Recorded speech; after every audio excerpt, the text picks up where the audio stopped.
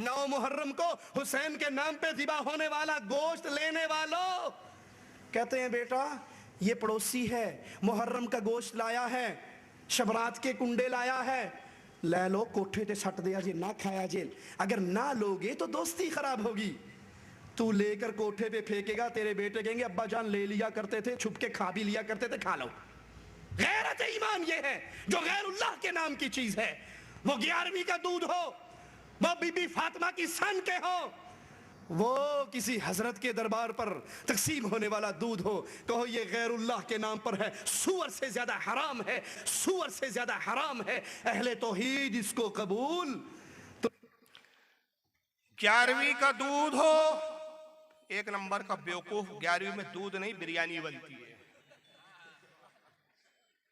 खुद की मालूमात नाकिस और चले हैं सुन्नियों का रद्द करने। 11वीं का दूध हो, शबे बारात के कूंडे हो। अबे कूंडे शबे बारात में नहीं रजब में होते हैं। कूंडों को शबे बारात में लेके चला गया। या मुहर्रम का गोश्त हो। अबे मुहर्रम में गोश्त नहीं, मुहर्रम में दूध और शरबत पिलाया जाता है। सब उलट पुलट कर दिया। माँ को बाप बना दिया, बाप को माँ बना दिया। वहशत में हर नक्शा उल्टा नजर आता है, मजनू नजर आती है, लैला नजर आता है। ये कैफियत है इंसाफ। चलिए उलट पुलट के बाद जो नतीजा इनका था, जो नतीजा खास किया कि गैरुल्लाह के नाम पर है। क्यों? कि जो तुम गोश्त ज़बा करते हो, जो जानवर ज़बा करते हो 11वीं के लिए, नियाज के लिए, फातिया के लिए, ये गैरुल्लाह के नाम पर मंसूब कर देते हो। लिहाजा ये सूअर से ज्यादा हराम है। सूअर तो चल जाएगा, इनको सूअर खा लेंगे ये, लेकिन वो नहीं खाएंगे नियाज का। क्यों? क्योंकि वो सूअर से ज्यादा हराम। अब ये आपके 11वीं और आपके नजर नियाज और आपके फातिया को सूअर से भी ज्यादा हराम बताए, मगर हम इतने बेगैरत है कि इन्हीं के पीछे जाके नमाज भी पढ़ेंगे। शख्स मोहम्मद इब्न अब्दुल वहाब नजरी, उसने इसकी तालीम को आम किया फिर, और यही फिरका बाद में वहाबी फिरका कहलाया। फिर वहाबियों में 2 शाखें हो गई, एक देवबंदी कहलाए, एक अहले हदीस कहलाए। आपके हमारे इलाकों में ज्यादातर जो पाए जाते हैं वो देवबंदी पाए जाते हैं। देवबंदियों में सबसे बड़ा आलिम जिसको मानते हैं देवबंदी हजरात, वो है मौलवी कासिम नानातवी। नाम सुना है क्या नहीं इनका आपने? आप ही के यूपी में एक इलाका है सहारनपुर। सहारनपुर में एक मदरसा तामीर किया इन्होंने जिसका नाम है दारुल उलूम देवबंद। उसके बानी बताए जाते हैं। खुद इनके ख्यालात और इनके नजरियात क्या थे, आइए जरा एक किताब मैं आपके सामने रखता हूं, और इस वक्त मेरे पास ओरिजिनल टेबल पर है, मौजूद है। तो अकीदे में ये भी किसी तरह शियाओं से कुछ कम नहीं है। सवाने कासिमी किताब है, स्क्रीन पे देख लीजिए, और यह है इस वक्त हाथ में। सुबह तक हूं मैं, यहां से मैं 12 बजे निकलूंगा कल, यानी आज पूरी रात और कल दोपहर 12 बजे तक हूं। किसी को भी शक हो, डाउट हो, मेरी क़यामगाह पर तशरीफ ले आए, असली किताब को देख लें। अगर ये लगे कि नहीं स्क्रीन पे बनाई हुई है, फिर कुछ बदअकीदा क्या कहते हैं, नहीं नहीं वो साहब स्क्रीन पे जो दिखाता है ना फारूक रज़वी, वो सब बनाई हुई रहती, झूठी रहती है। अरे खबीसो, झूठी नहीं रहती है, ओरिजिनल किताब रहती। इसी का फोटो स्कैन करके स्क्रीन पे दिखाया जाता है, ताकि जबान से जो नहीं मानते उन अंधों को देखने के बाद तो कम से कम यकीन आ जाए। और इस पर यकीन ना हो तो असल भी लेकर साथ में रखता हूं कि असल देख लो। तो कितनी ही बातें तुम्हारे यकीन के लिए हम साबित सामने रखेंगे, तब यकीन करोगे। कासिम नानातवी साहब जो दारुल उलूम देवबंद के आलिम फाजिल, बहुत बड़े तुर्रम खा माने जाते हैं, दारुल उलूम देवबंद जिन्होंने बनाया, उनकी सवाने हयात लिखी गई उन्हीं के शागिर्द, उन्हीं के खलीफा सैयद मनाजिर हसन गीलानी ने। जिल्द नंबर 1 है, सफ़ा 131 पर इनके एक बचपने का वाक़या क्या लिख रहे जरा सुनिए, देखिए बड़ा कर रहा हूं मैं। कहते हैं मौलवी साहब यानी हजरत नानातवी ने अय्याम तिफली में, अय्याम तिफली यानी बचपने के आलम में, ये ख्वाब देखा था कि गोया मैं अल्लाह जल्ले शानहू की गोद में बैठा हुआ हूं। किताब तो आज भी छाप रहे हैं आप। अब जिस फिरके का बानी अल्लाह की गोद में बैठना अब अपने आप का बता रहा हो, ऐसे लोग भी मुसलमान हैं, इनके पीछे भी नमाज हो जाएंगी। तो फिर नमाज क्या मजाक है कि योगा है? योगा समझ रखा है आपने, किसी भी पंडित के पीछे जाके योगा कर लो, क्या एक इबादत है, और इबादत के कुछ तकाजे हैं। आज तक तो आपने यही सुना है कि नमाज के लिए वुजू फर्ज है या नहीं है? बोलिए। बहुत गुमसुम बैठे हैं आप लोग। बात मेरे आपकी समझ में आ रही है कि नहीं मेरी? हालांकि मेरी तबीयत बिल्कुल नासाज है, आज ब्लड प्रेशर थोड़ा धूप की वजह से बहुत हाई हो गया है। दिन भर मैं सुस्त पड़ा रहा रूम पर, किसी से बातचीत भी नहीं कर रहा, हालांकि बहुत ज्यादा बात करने वाला हूँ, खामोश रहता नहीं हूँ, लेकिन जो आ रहा बात करना चाह रहा, मेरा दिल ही नहीं चाह रहा था किसी से बात करूं। मैंने कहा यार तबीयत ठीक नहीं है, जितनी एनर्जी बचा लूंगा तकरीर में इस्तेमाल कर पाऊंगा। तो आप बोलते रहे ताकि मेरा जोश थोड़ा सा बढ़े और बरकरार रहे, वरना आप खामोशी से सुनेंगे तो मेरा भी जो है पावर जो है कम हो जाएगा फिर। तो नमाज के लिए क्या फर्ज, पहली चीज क्या है जरूरी, वजू फर्ज है या नहीं है? कुरान में हुक्म है ना। अब मैं आपसे एक सवाल करता हूं, बहुत छोटा सा सवाल। आपके मस्जिद का सुन्नी सही अकीदा इमाम, आशिक रसूल, मुत्तकी और परहेजगार इमाम, मुत्तकी भी है, परहेजगार भी है, सुन्नी भी है, सही अकीदा भी है, बहुत बड़े आलिम फाजिल भी हैं, उन्होंने नमाज पढ़ाई और उनके पीछे तकरीबन 1000 लोगों ने नमाज पढ़ी। नमाज खत्म करने के बाद मौलाना साहब ने ऐलान करते हुए कहा, हजरात माफी चाहता हूं आपसे हाथ जोड़कर कि जब मैं नमाज के लिए खड़ा हुआ, दौरान नमाज मुझे याद आया कि मेरा वुजू नहीं है। नमाज शुरू करते वक्त तो मेरा ख्याल था मैं वुजू बनाकर आया हूँ, वुजू से हूँ, लेकिन मैं सोचता रहा तो बीच नमाज में मुझे यकीन हो गया कि नहीं, मेरा तो वुजू ही नहीं है यार, बिना वुजू के मैं नमाज पढ़ा रहा हूँ। तो मैंने ये जो नमाज पढ़ाई है बगैर वुजू के पढ़ा दी है। अब आप बताइए, इतना इल्म तो आप भी रखते होंगे, जब इतना इल्म रखते कि सबके पीछे हो जाती, तो इतना इल्म तो रखते होंगे आप जब इतने आलिम हैं, इतने बड़े फाजिल है, कि बताइए बगैर वुजू किए हुए इमाम के पीछे आपकी नमाज हुई या नहीं हुई? बोलिए, नहीं हुई। और मैं आपसे कहूं कि भाई आपका जो उसूल है ना कि हमें तो अल्लाह की इबादत करनी है, उसका अकीदा उसके साथ, हमारा अकीदा हमारे साथ, तो यहाँ उसूल क्यों नहीं अपनाते? उसका वुजू उसके साथ, मेरा वुजू मेरे साथ। क्या बात है, ये उसूल यहाँ का खत्म हो गया भाई। अभी तो आप कह रहे कि नहीं नहीं इमाम का वुजू नहीं तो हमारा वुजू, हमारी नमाज नहीं। अरे भाई इमाम का वुजू इमाम के साथ, आपका वुजू आपके साथ, लेकिन इतनी शरीयत तो आप भी समझते हैं कि इमाम भी बावुजू हो तो ही मुक्तदी की नमाज होगी। अब मैं दूसरा आपसे जवाब देते हुए अर्ज करूं कि जब आप कह रहे हैं कि बगैर वुजू वाले इमाम के पीछे नमाज नहीं होती, तो जिस इमाम का वुजू ना हो उसके पीछे नमाज नहीं होती, तो जिस इमाम का ईमान ही ना हो उसके पीछे कैसे नमाज हो जाएंगी? क्या वुजू बड़ा है कि ईमान बड़ा है? जनाब याद रखिए, हर चीज, कुछ चीजों के अल्टरनेट होते हैं जिसको अंग्रेजी हम सब्स्टिट्यूट भी बोलते हैं। भाई ये नहीं तो इससे काम चला लो। जैसे अल्लाह के नबी ने कहा कि रोजा इफ्तार करना अफजल और बेहतर है कि खुद खजूर से इफ्तार करो, खजूर ना मिले तो पानी से इफ्तार कर लो। अब ऐसा नहीं है खजूर मिली नहीं तो वो रोजा ही नहीं इफ्तार करे, नहीं खजूर ही नहीं जाने दो आज रोजा ही नहीं इफ्तार करता, ऐसा तो होगा नहीं, सब्स्टिट्यूट है। वुजू के लिए पानी जरूरी है और पानी ना मिले तो नमाज का वक्त हो जाए और पानी ना मिले, पानी है ही नहीं, तो अब क्या करेंगे? क्या सब्स्टिट्यूट है शरीयत में? क्या अल्टरनेट है? तयम्मुम। और ईमान ना हो तो क्या अल्टरनेट है?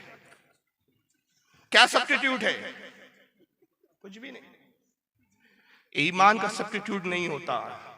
ईमान का नैमल बदल और रद्द जो है दूसरा उसका नैमल बदल नहीं होता। ईमान ईमान है, ईमान से सारी इबादतें, सारी चीजें, सारे अमाल वाबस्ता है, और ईमान नहीं तो कोई अमल कबूल नहीं।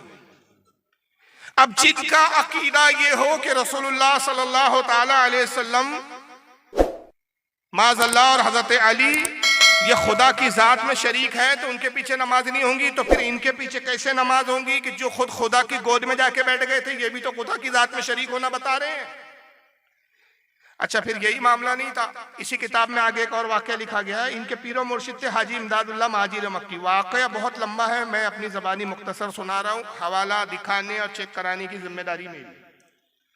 स्क्रीन पेज आपके सामने 3 सफ़ों का असल में वाकया, पूरा पढ़ूंगा तो बहुत वक्त लगेगा, मैं मफहूम उसका बयान कर दे रहा हूँ। हाजी इमदादुल्लाह साहब इनके पीर साहब थे, कासिम नाना तवी साहब के, जो देवबंद के बानी है, और इसी से भी तबलीगी जमात की शाख निकली। तबलीगी जमात का निसाब जो उनकी किताब है जिसका दर्ज देते फजाइल अमाल, उसके लिखने वाले मौलवी ज़करिया जो कासिम नाना तवी के सगे पोते हैं। ये सब रिश्तेदारियां, एक ही थाली के चट्टे बट्टे हैं। ये सब नाम बदल बदल के आते हैं, जमात के नाम चेंज करके और शक्लें अलग अलग बना के आते हैं। तबलीगी जमात वालों से अगर मिल जाता है आपके अकीदे दुरुस्त, वो देवबंदी, हम अलग है। देवबंदियों को पकड़ो भाई, तबलीगी जमात वाले ऐसे नहीं, वो अलग है हम अलग है। यानी ये वक्त आने पे अपने बाप का भी इनकार कर देते हैं। अजीब कौम, अजीब लोग हैं ये। हाजी इमदादुल्लाह इनके पीर साहब थे, कासिम नानातवी साहब के बड़े हुए, उनसे मुरीद हुए। तो कासिम नानातवी कहते हैं कि साहब मैं तस्बीह पढ़ता था तो बड़ी अजीब कैफियत होती थी। एक मरतबा गए पीर साहब से, उन्होंने जिक्र किया और पीर साहब से जिक्र करते हुए कहते, हुजूर बड़ी अजीब बात है कि जब भी तस्बीह लेकर बैठता हूँ और तस्बीह पढ़ता हूँ, अल्लाह का जिक्र करता हूँ, तो ऐसा वजन महसूस होता है बदन पर, इतना बोझ महसूस होता है कि मालूम होता है जैसे पहाड़ मुझ पे लाद के रख दिया गया हो, मनो वजन रख दिया गया हो। हुजूर ऐसी कैफियत क्यों होती है? तो हाजी इमदादुल्लाह साहब बेसाख्ता कहते हैं, मौलाना मुबारक हो, ये तस्बीह के वक्त जो बोझ महसूस होता है ये वो ही बोझ है जो रसूलुल्लाह के वही के नुज़ूल पर हुजूर को महसूस होता था। क्या इशारा था? तुम भी नबी हो, नबी से कम नहीं हो। वही के नुज़ूल पर जो रसूलुल्लाह सल्लल्लाहु अलैहि वसल्लम को बोझ महसूस होता था, वही बोझ तुम्हें महसूस हो रहा है। और अन करीब अल्लाह तुमसे वो काम लेगा जो नबियों से लिया जाता है। कासिम नानातवी साहब की एक अजीब खपत सवार हो गई कि आज नहीं तो कल जिब्रील आने वाला है अपने पास। अब इंतजार में बैठे। फिर ख्याल आया उनको कि अगर मैं नबुव्वत का दावा करूं तो बहुत जूते मारेंगे लोग, जिंदा नहीं बचूंगा मैं। क्योंकि सारे मुसलमानों का बेसिक अकीदा, बुनियादी अकीदा, इज्माई अकीदा है कि हुजूर सल्लल्लाहु अलैहि वसल्लम के बाद कोई नबी अब नहीं आएगा। तो उन्होंने लोगों का जहन इस तरह साजगार करने के लिए किताब लिखी। छोटा सा किताबचा था, किताब का नाम है तहज़ीरुन नास। ये मेरे हाथ में है। और इसी किताब से फितने का आगाज हुआ और यहीं से अहले सुन्नत दो तबकों में फिर तकसीम हो गए। एक बरेलवी के साथ नामजद हो गए और एक देवबंदियों के साथ नामजद। यह है तहज़ीरुन नास, छटाक भर का किताबचा। और इस किताब में इन्होंने नबुव्वत की एक नई तारीफ बयान की। कहा कि हुजूर के खातमुन नबीन होने का जो मतलब है वो ये नहीं है जो अवाम का ख्याल है कि हुजूर ज़माने के एतबार से आखिर है, हुजूर का ज़माना आखिरी है, अब इसके बाद कोई नबी नहीं आएगा, ये नहीं है। बल्कि हुजूर खातमुन नबीन इस एतबार से है कि रसूलुल्लाह मकाम और मर्तबे में खातम है, सबसे आखिर है। अब हुजूर के बाद ऐसा मर्तबे वाला और ऐसा मकाम वाला कोई नबी नहीं आ सकता। अगर हुजूर के बाद कोई नबी आ भी जाए तो मर्तबे और मकाम में और रसूल के बराबर नहीं होगा, लेकिन नबी हो सकता है। ये उन्होंने खातमुन नबीन के मायने बयान किए कि खातमुन नबीन के मायने जमाने के एतबार से नहीं बल्कि मकाम और मर्तबे के एतबार से खातमुन नबीन है। अब मकसद क्या था कि कल अगर मैं ऐलान नबुव्वत कर दूं तो लोग कहे हाँ हाँ ठीक है भाई, हुजूर के लेवल के नबी नहीं है, हुजूर तो छोटे वाले नबी है। लेकिन इससे पहले कि कासिम नानातवी साहब ये ऐलान करते, बाजी कोई और ले गया। गुरदासपुर में एक शख्स था जिसका नाम था गुलाम अहमद कादियानी। उसने ऐलान नबुव्वत कर दिया, कहा मैं नबी हूं। और कहा लीजिए आपने लिखा आ सकते हैं, आ सकता ही नहीं है नबी, मैं आ गया हूं। तब इन्हीं की जमात में खलबली मच गई। और खलबली मची तो इन्होंने कहा कि साहब तू कैसे नबी हो सकता है? उसने कहा तुम्हारी तो मौलाना ने लिखा है तहज़ीरुन नास में कि हुजूर मर्तबे के एतबार से आखिर नबी है, हुजूर के बाद नबी पैदा हो सकता है, आ सकता है, हुजूर के लेवल का नबी नहीं होगा। तो मैं हुजूर से छोटा वाला नबी हूं, हुजूर के मकाम मर्तबे का नबी नहीं हूं मैं। तो फिर देवबंदियों ने ही मजबूरन उस पर कुफ्र का फतवा लगाया। और सिर्फ फतवा ही नहीं लगाया बल्कि उससे मुनाजरा किया। तो देवबंदियों के एक मौलवी साहब मुनाजरे के लिए गए। मौलवी अशरफ अली थानवी के शागिर्दों में थे ये। इनका नाम था मौलवी अताउल्लाह बुखारी। दो फोटो आपके सामने स्क्रीन पे दिख रही है। एक है मौलवी ताहिर गयावी की जो जिंदा है, एड़ियां रगड़ रहे हैं अभी, बस कभी भी खबर आ सकती है कि टपक गए। और बाजू में अताउल्लाह बुखारी है जो अपनी जहन्नम सुधार चुके हैं।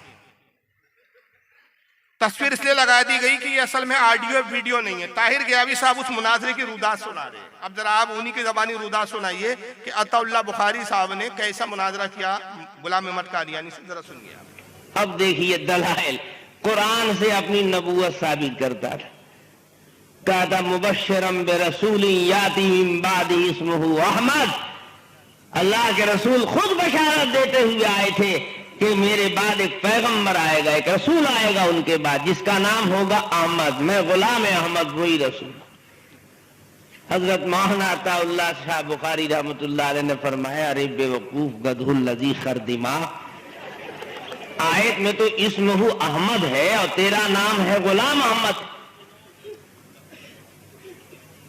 आने वाले का नाम अहमद बताया गया, तू तो अहमद नहीं, तू तो गुलाम अहमद है। तो कादियानी साहब बोलने लगे कि देखिए हुजूर, असल नाम हमारा तो सिर्फ अहमद है, वो तो माँ बाप ने गुलाम बढ़ा दिया है। मेरा प्योर खालिस नाम तो सिर्फ अहमद ही है, माँ बाप की गलती से गुलाम बढ़ गया, इसलिए उस गलती को छोड़िए, जो खालिस नाम है वो तो अहमद ही है। तो मौलाना अताउल्लाह शाह बुखारी रहमतुल्लाह अलैह ने फरमाया कि अच्छा, मैं तो समझ रहा था कि ऐसा हादसा मेरे ही साथ हुआ है, लेकिन आपके साथ भी ऐसे ही हादसा हो गया। मेरा भी नाम सिर्फ अल्लाह था, ये तो माँ बाप ने गलती से उसके पहले अता लगा दिया तो अताउल्लाह हो गया। मैं समझ रहा था कि तन्हा मेरे ही साथ ये हादसा हुआ है, लेकिन अजीब इत्तिफाक है कि आपके साथ भी यही वाकया हो गया। आपका नाम अहमद था, गुलाम आपके माँ बाप ने बढ़ा दिया, मेरा नाम अल्लाह था, अता मेरे माँ बाप ने बढ़ा दिया। चलिए आप भी सही, मैं भी सही, चलिए आप भी सही, मैं भी सही, लेकिन सवाल पैदा होता है, जब मैं अल्लाह हूं तो नबी तो मैंने बनाया नहीं आपको, नबी बने कैसे तुम? मामला तो फिर फंसे का फंसा रह गया। तो कादियानी अहमकुन्नास, अहमकुन्नास खुद है सबसे बड़े और कादियानी को करार दे रहे हैं। कादियानी से बड़े तो अहमकुन्नास ये है। खरदुल यजीद क्या क्या बोलते हो, अजीब जुमला बोलता वो, मस्खरेपन में क्या जुमले उसने बोले, वो खुद तुम हो। गदुल लजीज क्या बोलता है वो। तो बहरहाल ये कहते कि गुलाम अहमद कादियानी से मुनाजरा हुआ मौलवी अताउल्लाह बुखारी साहब का, तो उन्होंने कहा कि तू नबी है, इसकी दलील दे। सबसे पहली हिमाकत ये, जहालत ये, ताहिर गियावी एक जाहिल शख्स का नाम है, जब भी इसने हमारे उलमा अहले सुन्नत से मुनाजरे किए हैं मुंह की खाया है, बल्कि पाजामों में मूता तक है। और मैं मजाक में नहीं कर रहा हूं, कह रहा हूं बाकायदा। वो अल्लामा अरशदुल कादरी अलैहि रहमत से इसका मुनाजरा हुआ था झरिया में, उसकी रुदात भी छपी है। झरिया के मुनाजरे में पाजामे में पेशाब कर दिया था इसने, घबरा गया। तो ये हर जगह से मुंह की खा के भागे। इस खबीस को ये तक नहीं मालूम, इतना छोटा मसला नहीं मालूम, इमाम इब्न हजर अल मक्की अल हतमी अश-शाफ़ी रहमतुल्लाह अलैह जो 900 हिजरी की उनकी किताब है अल खैरातुल एहसान, उसके अंदर फरमाते हैं, सफ़ा नंबर इसका 103 है कि अगर आज कोई नबुवत का दावा करे, हुजूर सल्लल्लाहु अलैहि वसल्लम आखिरी नबी है, हमारा इस पर ईमान है, और इसके बरखिलाफ कोई आज अगर नबुवत का दावा करे वो काफिर है, वाजिबुल कत्ल है। अब अगर कोई उससे नबुवत की दलील पूछे तो हजरत इमाम इब्न हजर फरमाते कि वो खुद काफिर हो गया। हमें दलील की हाजत ही नहीं। अगर कोई आज माज़अल्लाह आए कहे मैं खुदा हूं, तो क्या आप उससे कहेंगे खुदा होने की दलील दे? भाई हमारा अकीदा है कि अल्लाह एक है, जमीन पर आने जाने और जिस्मानी और जिस्मानियात से पाक है, इंसानी शक्ल सूरत में आने से पाक है। हमें दलील की हाजत क्या है उसमें? इल्म यकीन है इस पर हमारा, कुरान से साबित है, कुरान पर यकीन है हमारा। तो सबसे पहले तो पूछ रहे हैं जनाब अताउल्लाह बुखारी कि तू नबी है, इसकी दलील दे। तो सबसे पहले तो खुद इसमें उन्होंने इस पर कुफ्र कर लिया। तो उसने दलील दी, गुलाम अहमद कादियानी कहा अच्छा चलो मेरे नबी होने की आपको दलील सुनना है, तो मेरा जिक्र कुरान में है, कुरान में मेरी दलील है। कहा क्या दलील है? कहा ईसा अलैहिस्सलाम ने बशारत दी है कि वह मुबश्शिरुन बिरसूलिन याती मिन बादी इस्मुहु अहमद, कि मेरे बाद में बशारत देता हूँ एक रसूल की, जो मेरे बाद एक रसूल आएगा उसका नाम अहमद होगा। कहा जिस अहमद की बशारत हजरत ईसा अलैहिस्सलाम ने दी वो अहमद मई हूँ। तो अताउल्लाह बुखारी ने कहा कि वो तो अहमद है, अहमद के बारे में आया। और हुजूर सल्लल्लाहु अलैहि वसल्लम जो है, याद रखिए हुजूर सल्लल्लाहु अलैहि वसल्लम का अहमद भी नाम है, मोहम्मद भी। आका फरमाते हैं जमीन पर मेरा नाम मोहम्मद है, आसमान में अहमद है। तो अहमद आया, तू तो गुलाम अहमद है, अहमद का गुलाम है। तो उसने कहा असल में मेरे माँ बाप से गलती हुई है, मैं तो था अहमद ही, माँ बाप को पता नहीं था ये नबी अहमद है, तो गलती से उन्होंने गुलाम बढ़ा दिया। अताउल्लाह बुखारी ने कहा अच्छा आज मुझे पता चला कि ये हादसा आपके साथ भी हुआ है। हम तो समझ रहे थे तना हमारे ही साथ ऐसा हादसा पेश आया, और हादसा ये कि साहब हम तो अल्लाह है, मैं अल्लाह हूं, माँ बाप को पता नहीं था, अल्लाह पैदा हो गया तो गलती से अता लगा दिया तो मैं अताउल्लाह हो गया, और जब मैं अल्लाह हूं तो मैंने तो आपको नबी बनाया नहीं, तो आप नबी बन कैसे गए? यानी उसने नबुवत का दावा किया, ये खुदाई दावा कर बैठे। गोया दूसरे लफ्जों में बात यूं हो गई कि अगर तू अपने जमाने का झूठा नबुवत का दावा करके मुस्लिमा कज़्ज़ाब है, तो मैं भी खुदाई दावा करके अपने वक्त का नमरूद और फिरौन हूं। यानी हम तुझसे आगे ही रहेंगे। तो ये देवबंदियों का मजहब है। और ये ताहिर गया भी जरा देख लें, आपकी मस्जिद में दुरूद और सलाम होता है या नहीं होता है? पढ़ते हैं ना आप? जरा देखिए दुरूद और सलाम की कितनी अजमत है इनके दिलों में।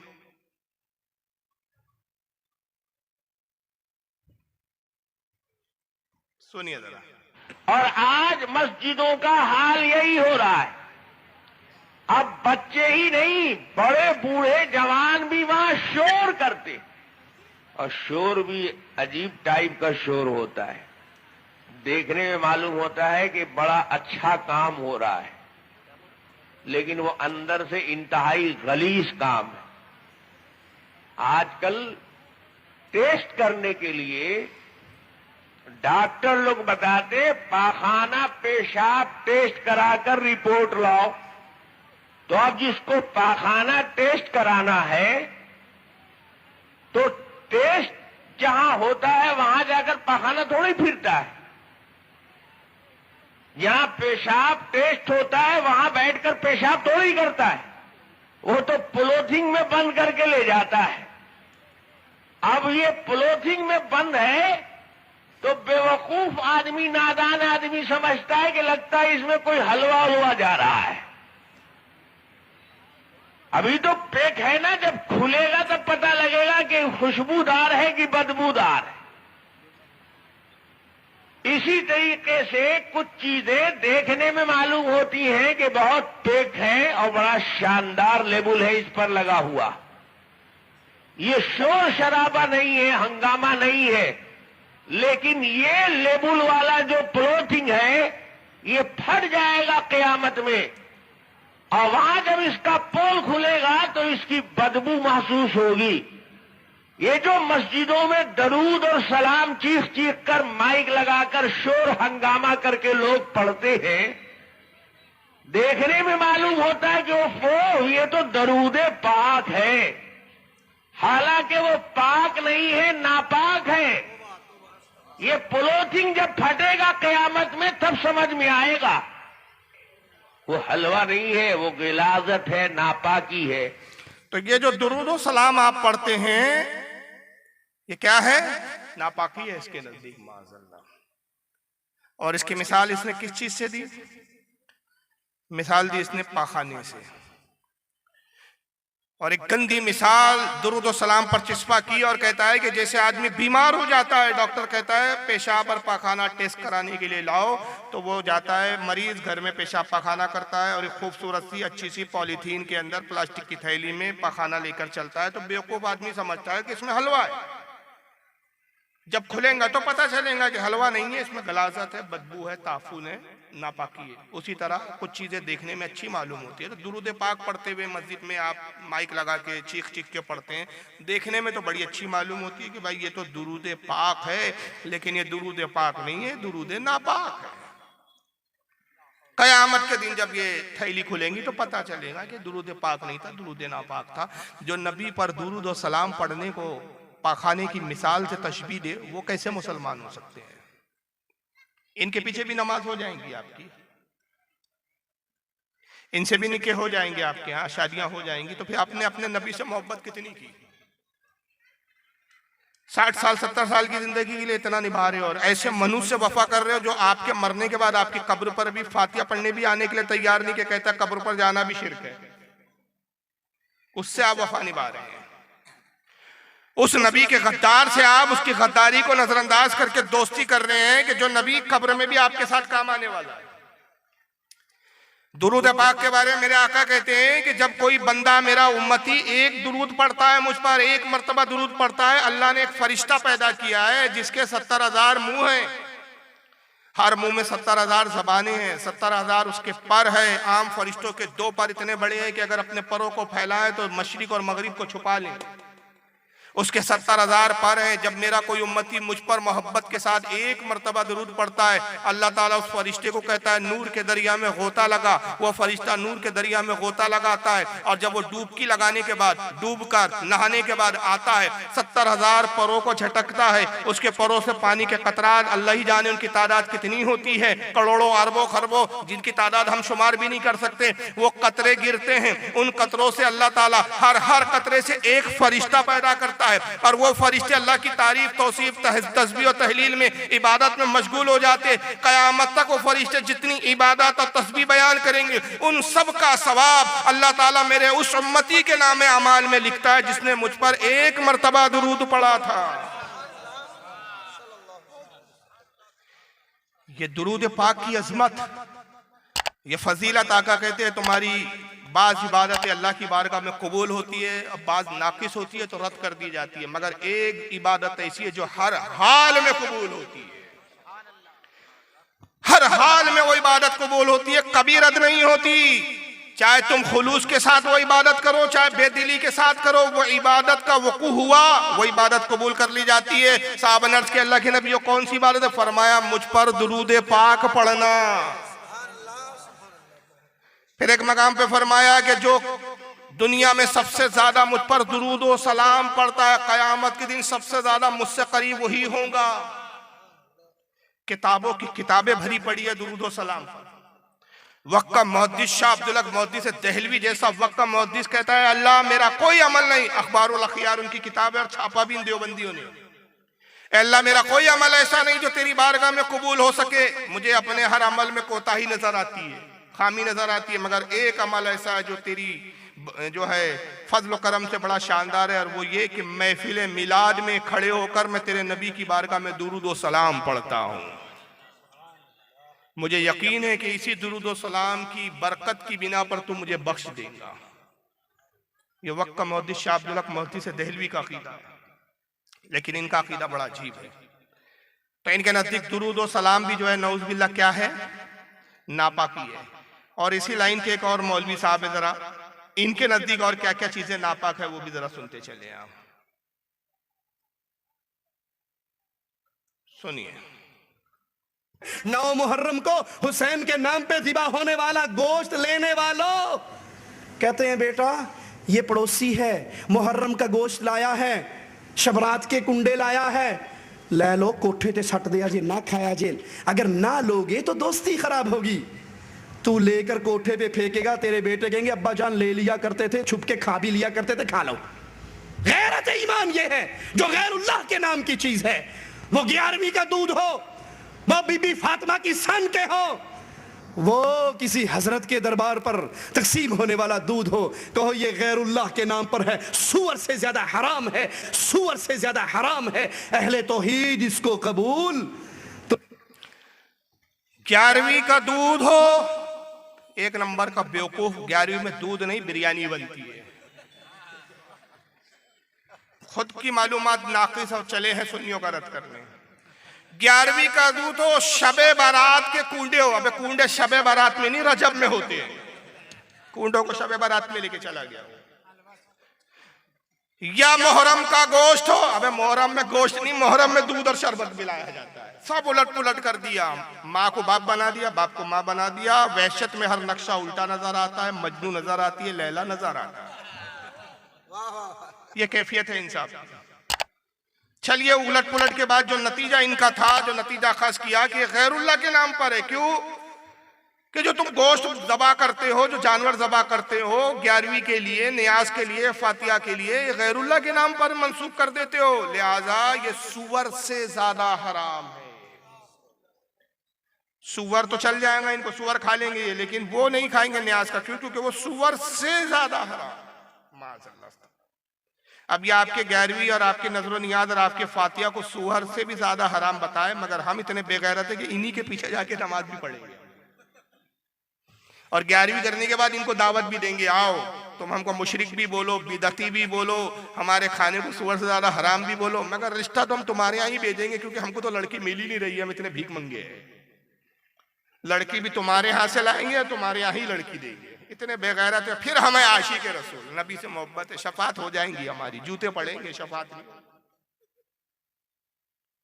इस मसले का मैं एक छोटा सा जवाब देता हूँ। ये क्या कहते हैं कि कुरान में आया वमा उहिल्ला बिलही गैरिल्लाह, और तर्जमा ये करते हैं अपना मनमाइनी कि हराम है वो जानवर जो गैरुल्लाह से मंसूब कर दिया जाए।